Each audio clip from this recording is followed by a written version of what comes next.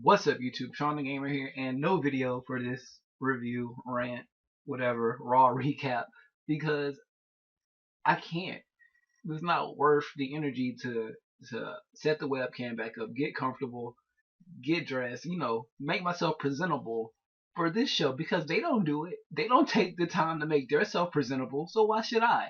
So 9 times out of 10, you're probably just gonna see the background of me using this website, thephilly.com. Shout out to them. I just Googled some raw results that way I can keep on track. But Raw last night was so bad. It was so bad. And it's sad because it started off with this great segment that you see on your screen, hopefully. Kevin Owens came out, started the show. They did the whole, pretty much showed you the whole Festival of Friendship thing from last week, how it went awry when Kevin Owens finally turned on Jericho. And it was just a entertaining opening segment from the opening video package. It was a little bit too long, just a little bit too long. And from Kevin Owens' opening speech saying how he knows how to beat Goldberg. The only reason Brock Lesnar kept losing because he underestimated him. And those little things. And Kevin Owens pretty much said superheroes don't exist. Goldberg wants to be this superhero for the youth and things like that. His kid. And Kevin Owens pretty much like, look, I'm going to show you at Fastlane, superheroes don't exist. I am the man, and I'm going to prove it. I know who you are. I know what you're capable of, and I know how to outsmart you. You're only good in the ring for about a minute and 26 seconds. All I gotta do is last a minute 28, and I'm gonna beat you. That's pretty much what he was saying in that opening promo. But it was just the intensity in his voice, the way he delivered his promo, the way the lines came out was just great. Kevin Owens is just great, and I give this opening segment probably one of the best things of the night. Now, this isn't going to be the only in-ring segment for the night, so just remember that. After he ran down Goldberg and why he's going to beat him at Fastlane, pray to God he does, even though it may not be the same dark prophecy that I was talking about, Reigns versus Goldberg for the title. That was close. It was Lesnar. It's Lesnar versus Goldberg for the title. I was really close. I was really, really, really close. But I sensed it. I felt it. I felt that Goldberg was going to be in the main event scene at WrestleMania, and now we are here. So, God damn it. Either way it goes, Kevin Owens, 9 times out of 10, is probably going to drop the title at Fastlane, unfortunately. Like, after that, he was about to say, about Chris Jericho, and then he just dropped the mic and left. That was great. And then you follow up this segment right here, this great opening segment with the nice little opening video packages and things like that. You follow that up right with the first match of the night, which was Enzo and Cass versus Cesaro and Sheamus for #1 contendership for the tag team titles on Raw. Now, problem with that is these two didn't win. These two didn't win. These two won. And my issue with that is this nigga has been a loser for the past only half of this team is winning. And it's this half. That's because they want to push Big Cass in the near future. So the club probably only has like a few more weeks as champion unless they start being dominant. But as you can see from right here, the next segment or match on the card is this. So I believe what happened was Roman went into the office with Mick Foley and was like, look, you know what I want? Give it to me. And he was like, you cannot have Strowman yet. Strowman is going to face Big Show tonight, which was actually the main event, which was actually halfway decent. Just for who they are, it was halfway decent for what they delivered and how they set this show up. So after that, Anderson and Gallows, they came in the office like, hey, shut up, nerd. We're going to face you tonight, and we're going to finish what we started last week. Mick Foley was like, all right, cool. Then he set up a tag team match, but then Roman was like, nah, I'm good. I got it. And he just like, I can take him on by myself. And that's what happened. And then sometime in that match, they brought in a steel chair. I think Gallows or Anderson One of them, I can't remember which one. They went out for a steel chair, brought it in the ring. Roman caught it. Literally, I don't know if he literally caught it while he was swinging, but he tried to use it on Roman. Didn't work. He used it on them, and then Roman once again stands tall over your tag team champions. We'll go over that when I get done covering the rest of Raw. Anything else interesting happened on the show? There was a nice little video package for George Animal Steel on this show. If you are an older wrestling fan or a historian of wrestling, you know who he is, his contributions to the business and all that good stuff. So prayers and all that good stuff go out to his family and friends. This show wasn't that good at all. Like, it was nothing but video packages and segments that weren't good. So I have to come up here to just remember what happened again. So the New Day, Jinder Mahal, and Rusev. This could have been entertaining, but it's not. Just because the New Day is getting old and Rusev at least deserves a better. He deserves better than what he's in right now. And I don't get it. I don't get how WWE can think this is a good idea to have one of your top heels who was doing so good around the middle to end of last year. He's pretty much faded into obscurity now. And I just don't understand. So you have somebody like Rusev, who is like one of your best talent on Raw. He's entertaining on the mic. He has Lana, and like he has a little sidekick in Jinder Mahal. Why can't he be in the United States title picture, which, may I add you, is still on Chris Jericho, which, might I add you, has not defended the title since beating Roman Reigns, which, might I have you, in storyline is injured. So we probably won't see Chris Jericho at least until the go home show for Fastlane, if not on that show. So where's the U.S. title? Nowhere to be seen on Raw. We'll talk about that after we get done reviewing this show too. Of course, we can like wrap all this up into one little thing. So they had an ongoing thing throughout the night. Started like on the internet last week about how Charlotte wants an overturned decision because of the cheating that happened when Bayley won. That didn't happen. So Nia Jax first. Nia Jax came out, squash match with Sarah Pierce, as you can see. Then Charlie Caruso came out. Yes, I know her name now. She's actually really, really pretty. Like, she's actually really, really pretty. So Charlie Caruso came out and asked Nia, how do you feel about what happened with the title scene? And she was like, I don't care because I'm not in it. And it's a crime shame that I'm not. So I don't care if it's Charlotte, Sasha, or Bayley. I'm going to stick that crutch down their throats, and I'm going to take what's mine.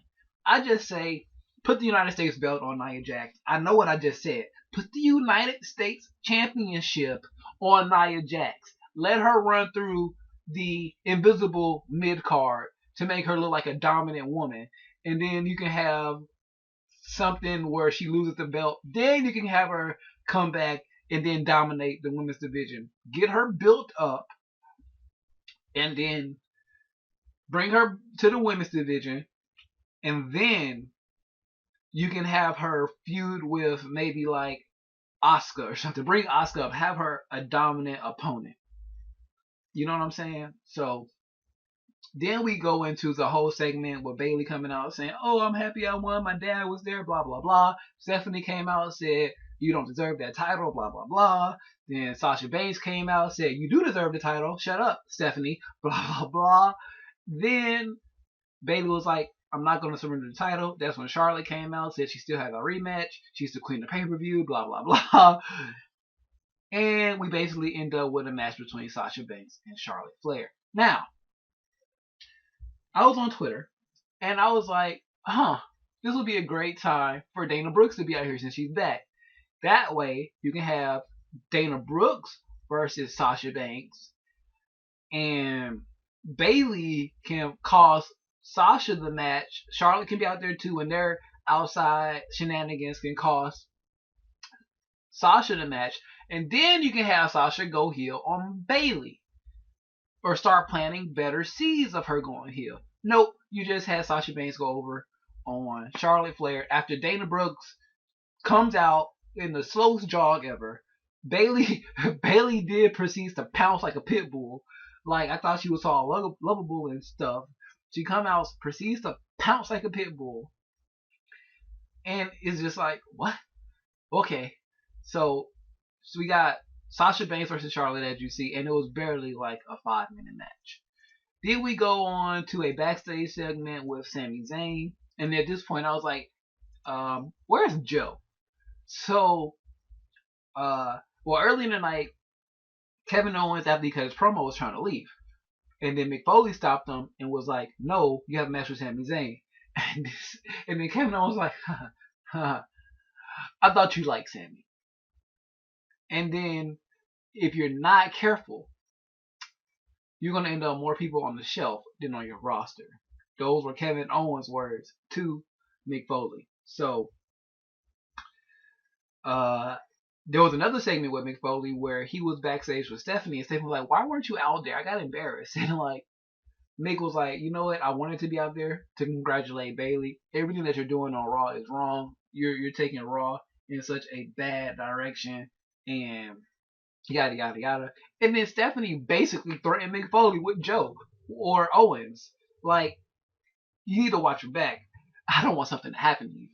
I was like, okay, so that sets up the seeds. In the next couple of weeks, we're going to see an attack on Mick Foley. I am guaranteed about that. So going back to Kevin Owens and Sami Zayn, this match never got started. I was complaining on Twitter, like, why is Kevin Owens coming out first? Then I realized, oh yeah, so Sami Zayn can get attacked by Joe. And that's exactly what happened. This was beautiful. I will say this. This was beautiful just in designs of symbolism, of getting your actions across without using your words. I can't think of the right term right now, but it's a good setup for a possible faction that's supposed to be coming to Raw. So you had Sami Zayn come out. He got attacked by Joe, and the whole time Kevin Owens is just in the ring, looking, ever so observant. And then after the beatdown, Sammy still tries to get in the ring, tries to wrestle, and then they think he gets beat down by Kevin Owens.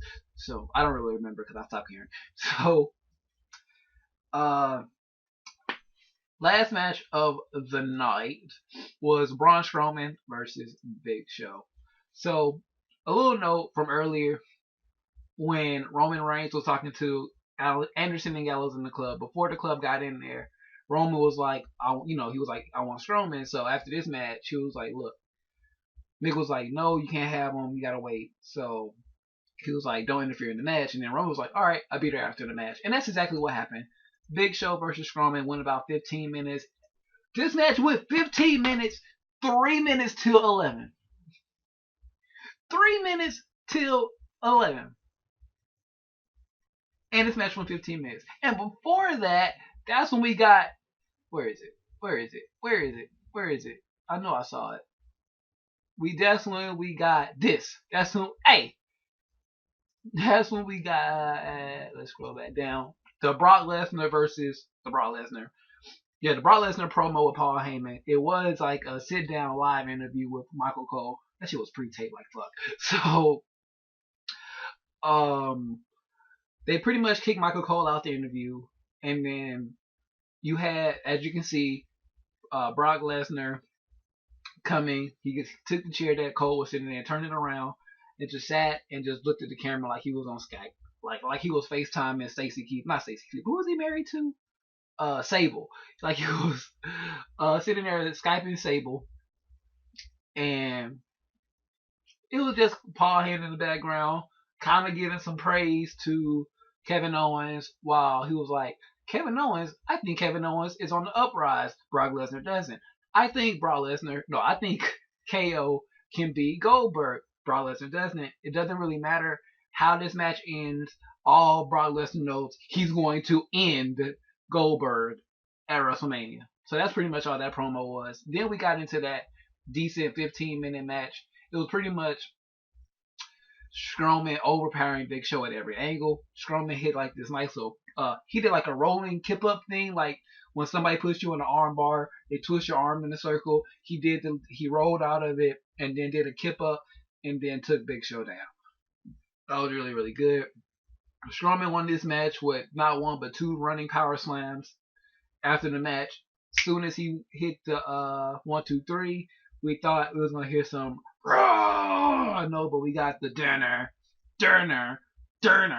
and then Roman came out and got destroyed by Strowman, and that's how we went off the air. Well, literally, Strowman picking Reigns up by the handles of his vest, you know, on the shoulder blades. And like,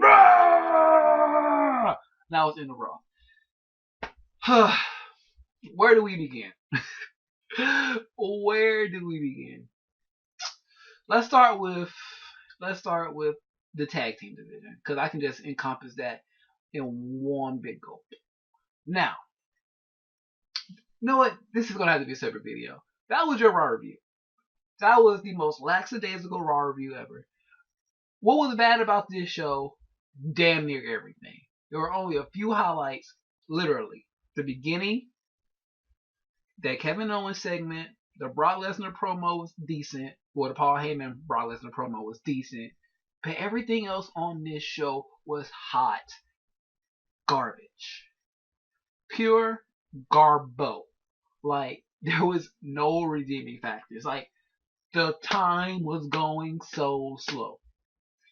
I was literally like, that first hour drug. It drugged forever. And then we finally got to the second hour, and I'm like, finally.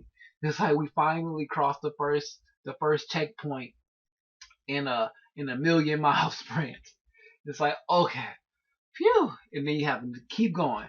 And it's just like, it's harder. It's getting so hard to watch Raw. And I wonder, like I said plenty of times, I was not a fan during the Attitude Era. I've been a full-time fan of WWE since like maybe 2003, 2004. So that's right after the end of the Attitude Wars and all that stuff. Right when they were solidly WWE, not WWF, and all that stuff. So it makes me wonder, if I looked at some of those Raws and some of those SmackDowns from back in the day with the vision that I have now, like, my knowledge, quote unquote, of what goes on backstage, how politics are, things like that, would I look at those shows the same? Like, were Raws always this bad? Maybe I'm not gonna say it, maybe like from 2006, 2007-ish up. Or maybe even like 2008-ish through now. If I were to go back and look at some of those Raws, back when I wasn't doing YouTube and things like that, and then watch with the same focus, if I watch those shows now, would it be this bad? Raw makes you question your logic. Like, Raw will make you question, why do I still watch? Why do I still watch this? Like, I'm telling you, this is somebody who grew up, like, telling people in elementary school, oh, let's go to my house and play Bring the Pain, or, what, SmackDown, Bring the Pain, whatever. Like, no, that's fake. I don't want to play that. If we're going to play something fake, let's play Street Fighters. Let's play Tekken. Let's play something like that. Let's play a fighting game. Let's play some Final Fantasy if you want a story. Let's play something like that. But now I'm a fan. I'm invested. I get emotional when some stuff happen. You know what I'm saying? I remember when Eddie Guerrero died. I was sitting there in the gym, and everybody was like, yo, did y'all hear what happened to Eddie? Yeah, man, that shit's sad. Everybody going over their favorite Eddie matches and things like that. Talking about the Chris Benoit situation. Just everybody was having, a good little moment remembering Eddie Guerrero. One of the best. And I want those memories back. I want those memories back. I want that same feeling. I get those feelings when I watch NXT TakeOver, when I watch SmackDown. I don't get that when I watch Raw anymore. Raw is just bad.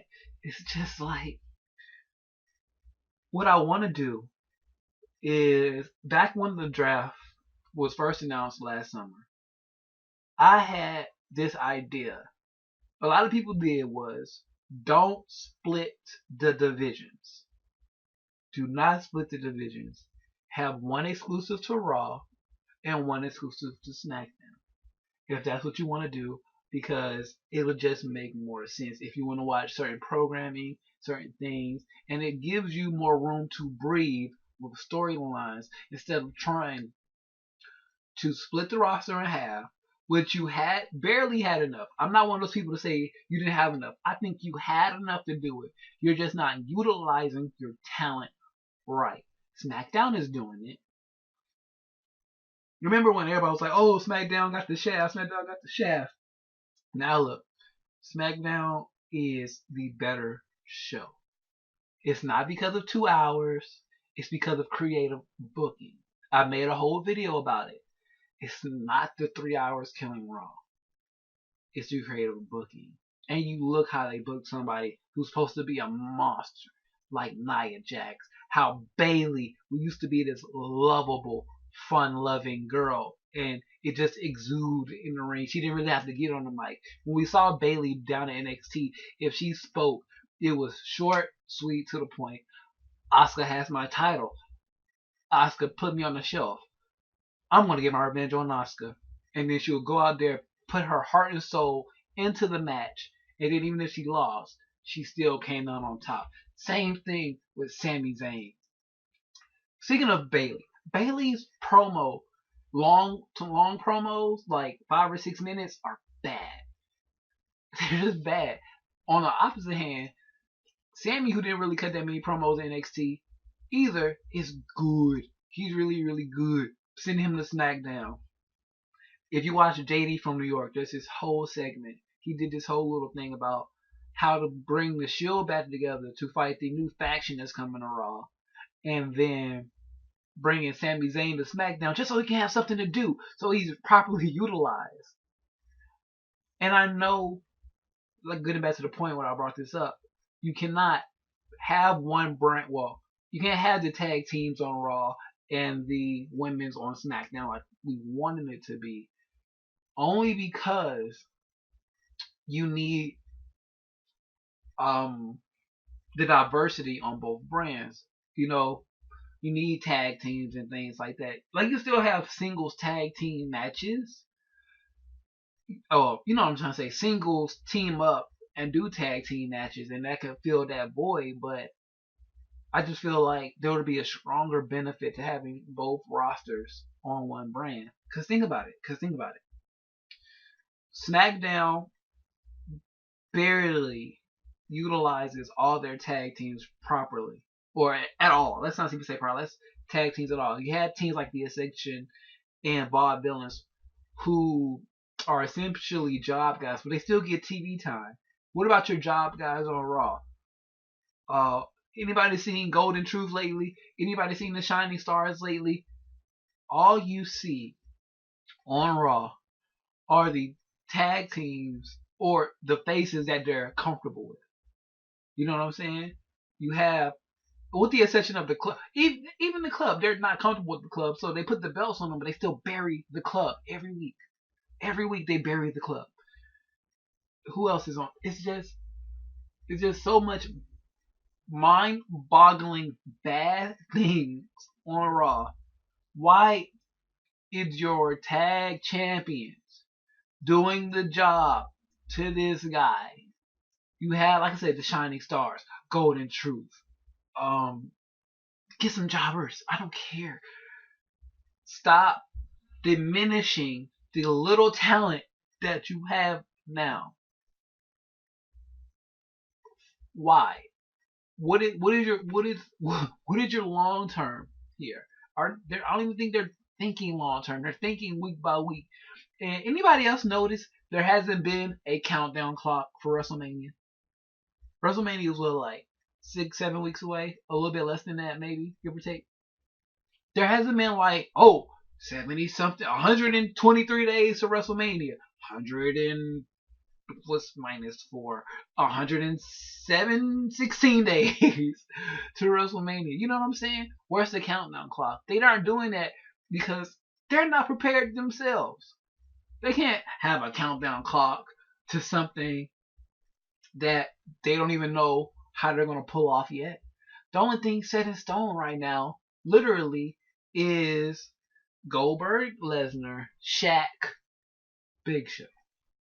Those are literally the only two things set in stone, and that the New Day are hosting in the arena. Those are the only things they have for certain. You have all this potential in your roster. All of it. You look at this. If you look, excluding, Sarah Pierce, excluding Sarah Pierce, you look at this roster, and if you know anything about any of these people from the past 2 years, you know Enzo and Cass, they were such a big deal down at NXT. Sheamus was one of the top heels, and Cesaro was one of the most prominent baby faces, and they're a team now, and they actually can they have a, that was funny. Can we talk about that for a second after that match when Enzo was like, I'm your kryptonite. I got your kryptonite. I got your kryptonite. And then Sheamus just smacked him with that big boot. Oh, that was lovely. And then the thank you Sheamus chant. Like people were listening in my Twitter. I was like, thank you Sheamus. Shut him the hell up. And everybody else agreed. Then you look at the club. You're like, the club, the Bullet Club. They have Luke and Anderson. Roman Reigns, he was a breakout star from the Shield. The New Day, Kofi Kingston, Xavier Woods, and Big E, good talent. Rusev, he's a good heel. They brought Jinder Mahal back. He was halfway decent back then. I wonder if he's even better. Nia Jax was such a dominant monster down in NXT. Sasha Banks, the boss, she had this dominating personality, and she was really good in the ring. Charlotte Flair, literally, or should I say, Charlotte Classic. Charlotte Classic is just, woo! She's the queen. She's good. She's Charlotte Classic. There's nothing wrong about that. Kevin Owens. Owens? I don't know what Kevin Steen. Same person. Oh my gosh. Sami Zayn. Who is Sami Zayn? El Generico. What? Braun versus the Big Show. Who is this Braun Strowman? You look at him a little bit. Oh, he's this monster. He destroys everything. He's going to take on the Big Show. That's not what you... But when you look at this through the eyes of people who have actually been watching, oh, really? Enzo and Cass beat them for number one contendership? What the hell happened here? Why is the New Day still on my screen? Nia Jackson, another jobber? This again? Really, this again? And then you guys say it again? This again? And then, what the fuck? It's been 30 minutes. But do you get my point? The talent is there. The talent is there. Look at this. Look at the talent. Minus Enzo and this jobber. I'm sorry. Enzo is ass. Enzo is so bad in the ring. Great on the mic. I'll give him that. He's a very, very, very, very, very good on the mic. And that's all. He needs to be the new Jimmy Hart. Other than that, I don't know what else to tell you guys. I don't know what else to tell you guys. There's so many things to make this show better. And I think I'm going to sit down and make the video. Can I do the rise and fall of Raw? I did the rise and fall of Impact. But I know it's not like, oh, they're not going out of business or anything. But can I just do it? The rise and fall of Raw. I'm going to get my cousin over here. And we're about to go in on Raw. It's not even going to be the rise and fall of Raw. It's going to be like the fall of Raw. And we're just going to talk about everything that they have done wrong over the past couple of years. Ever since they went 3 hours and before that. Maybe like the year before they went 3 hours and beyond. So, the rise and fall, the fall of WWE Raw coming soon to a YouTube screen near you. With all that being said, like always, all my links are linked down in the description down below. Facebook, Instagram, Twitter, and Twitch. Along with everything else that I use. Always down there. Share this video out with your friends so they can get in on the discussion. I need to stop talking now. I'm frustrated. I need to go smoke or something. This show frustrates me. It really, really does. Cause it's like I keep saying, the talent is there. You have Xavier Woods, Kofi Kingston, and Big E. You have the Bullet Club. You have like a very entertaining duo. You have a great tag team, unexpected tag team. You have, it's there. It's there. It's right there. I feel like Matt Pat now. It's literally right there, and I can't get to it. It's like Raw to me is like being on a treadmill. You're running a race, right? You're running a race, and all of a sudden, some asshole puts up a damn treadmill on the last 5 feet to the finish line, and you can just never get there. You can just never get there. And you got collateral damage all the way because you got some people that want to run to the finish line and can barely get there, like Kevin Owens and Sami Zayn, Sasha and Charlotte. They're at that finish line. They're just trying to figure out what they need to do to get over that hurdle, that treadmill, and then all of a sudden you got somebody like Big Show comes in and just knocks everybody over. Jinder Mahal comes in and knocks everybody over. Roman Reigns comes in and knocks everybody over. And it fucks everybody up. Do you guys see where I'm going? Do you guys see where I'm going with this? And it's just like one more analogy. One more comparison. Raw is like watching Dragon Ball Z. I made this one on Twitter. You remember back in the day watching Toonami, and then you had to wait 5-6 episodes for the filler to be over, whether it's in the Namek arc or the Cell games week before they have to fight Cell in the tournament, and you have to go through those few episodes of nothingness, and then all of a sudden when you finally get to the point, it's worth it. That's Raw. That's Raw. You have to go. It's like Frieza's countdown. It's like 5 more minutes and I will give you the best Raw ever. And then the planet Namek blows up. It's like, oh, I never got the Raw that I wanted. So, oh my god. Oh my god. With all that being said, subscribe if you're new here. Hit the little notification to always be uploaded. To always be notified when I upload a new video when it goes live. I'm trying to think of one more analogy, but I can't. You know what? I can. This is going to be for the newer Yu-Gi-Oh players. The newer Yu-Gi-Oh players might get this. You remember, like, all the changes in Yu-Gi-Oh. First, we had the simple stuff like fusions and rituals. Like, okay, I can deal with that. And then we go into the Synchron era, 5Ds, and it's like, oh my god, what is this new mechanic? This sucks. Then everybody got used to it and mellowed out, and everybody started loving the mechanic. This is Raw. This is Raw. So it's a time where like Raw's always bad, and then it's like, okay. And then they do something stupid again, like something bad happens, like the Xyz era, you know, the black cards. And everybody's like, no, this is bad.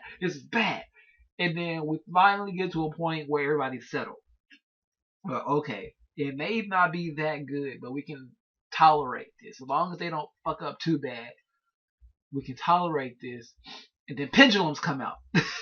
And then if you know what the pendulum mechanic is, it's pretty much say like if all of these were like the things that you liked about Yu-Gi-Oh. And you see you got the New Day here. You probably like them or you don't like them, or you can deal without them. Same thing with some of these other people like a Strowman or a Big Show. Things like that. And then Roman Reigns, pendulum summoning. Nobody likes it. Nobody likes it.